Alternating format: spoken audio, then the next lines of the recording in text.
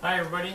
In this video we're going to do a quick drum lesson on a rudimental snare drum piece. So this video is, I'm making it for the students that I teach at Reedy Park School of Music. And so some of you have been working on this piece already. It's called Add a Pop, and it's from the Rudimental Cookbook by Edward Freytag. And if you haven't been, then I'm going to make sure that you get a copy of the music through the parent portal. If you're not one of my drum students and you like this lesson and you like this song and you want to get a copy, contact the front desk and they can get you a copy. Okay? They'll get in touch with me and I'll make sure you can get a copy. So first thing I'm going to do is play the whole thing through so you can hear it, and then we're going to go through some technical exercises because there's a few things that are tricky about this. So here's the piece, here's how it goes.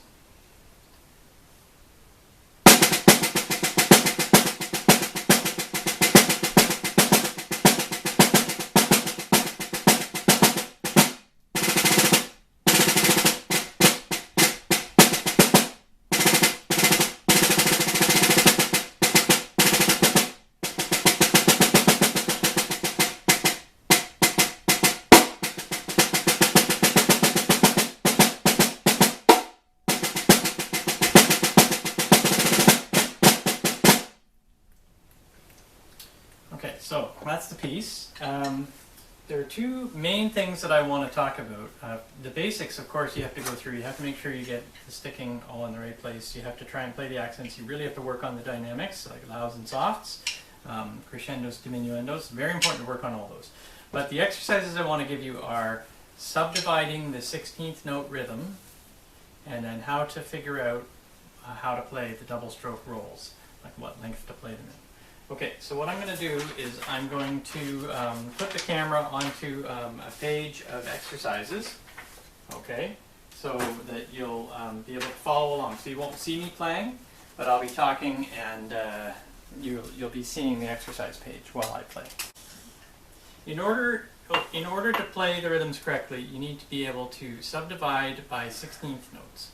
So the first exercise will help you to do that.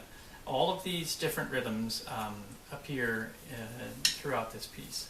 So what you see is one bar that just has all 16th notes. That's right here, and it's got an asterisk. Then you got A, B, C, and D. So what you're going to be doing is switching between the asterisk pattern. You'll play the asterisk pattern, then you'll play A. You'll play asterisk, then B, asterisk, C, asterisk, D. So you're always going to go back to the asterisk one in between. And then eventually you can play A, B, C, or D in any order that you want. But for now, I'll just go from here to A, then to B, then to C. So that's what we'll do. Okay. The asterisk is just steady 16th notes, and you're going to count 1 E and a, 2 E and a, 3 E and a, 4 E and a. Okay. Letter A leaves out the second 16th note, the E. It doesn't leave it out. It changes the first one to an 8th note, and that takes up the space of 2. So you don't say the E anymore. You just say 1 and a, 2 and a. Okay, so the rhythm is different. Instead of 1 E and a, 2 E and a, you have 1 and a, 2 and a. Okay. In letter B, the middle two 16th notes are replaced with an 8th note. So now it's, instead of 1 E and a, 2 E and a, it's 1 E, a, 2 E, a. Okay, that's a tough one, but that's one you'll need to know. So practice that one a lot. Okay, instead of, in letter C, the third and fourth 16th note are replaced with an 8th note. So instead of 1 E and a, 2 E and a, we have 1 E and, 2 E and. Okay, and finally, here in letter D, the very first 16th note is left out and replaced with a rest. So instead of 1 E and a, 2 E and a, we have E and a, E and a. So you just think of the number, but then you say the rest of the 16th notes, E and a. I'm going to play that for you slowly, and I'm going to count while I play so that you can hear how that goes. You'll need to take your time with this. It's a very important exercise, and go very slowly at first, and then once you really get comfortable with how the rhythms sound, then you can build up the speed. So here it is. So here's the exercise. 1 E and a, 2 E and a, 3 E and a, 4 E and a, 1 and a,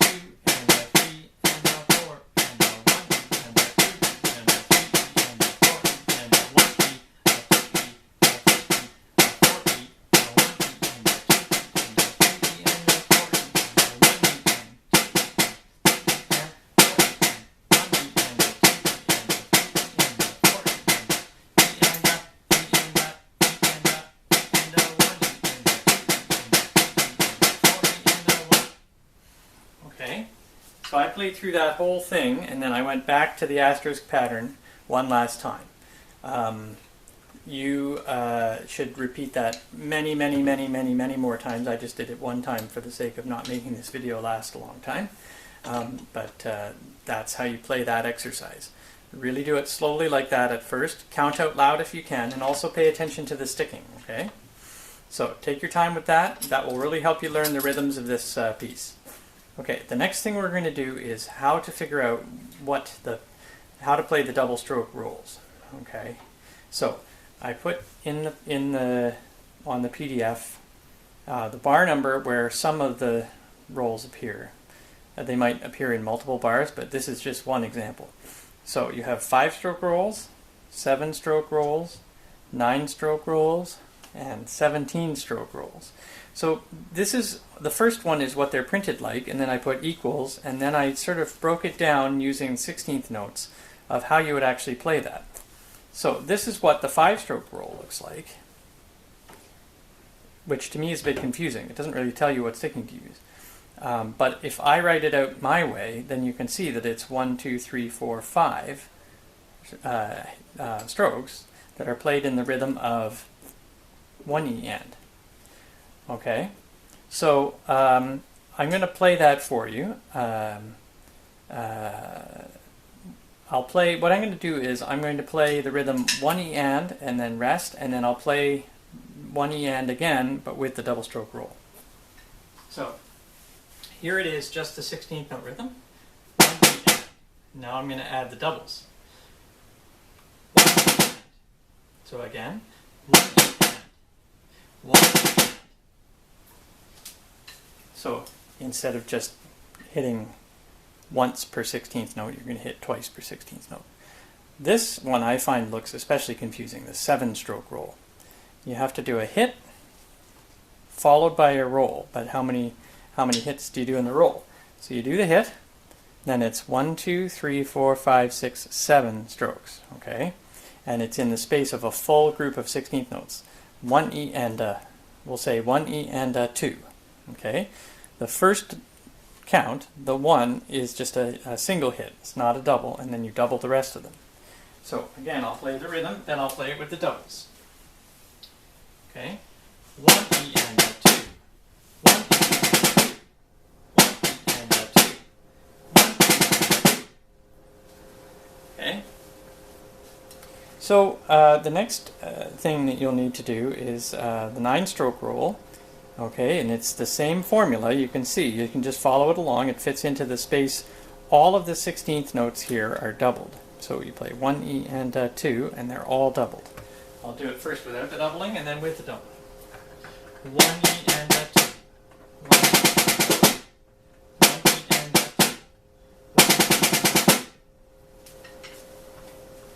2. Okay, so now you've got that. The 17-stroke roll. Again, this isn't particularly helpful when you just have a single right hand note and then another one to finish the roll. What that means is you start the roll with your right hand, but it doesn't tell you how many to play in there. So, and it doesn't tell you that it's a 17-stroke roll, so you need to know that it's 17 strokes. So what that translates into is 2 groups of 16th notes followed by a tap at the end. 1E and 2E and 3, rest. I'll play that without the doubles and with the doubles. 1E and 2E and 3, rest. Rest. 1E and 2E and 3, rest. 1E and 3, rest. Okay. So I hope that was helpful for you. You should do it very slowly at first, like it from the beginning.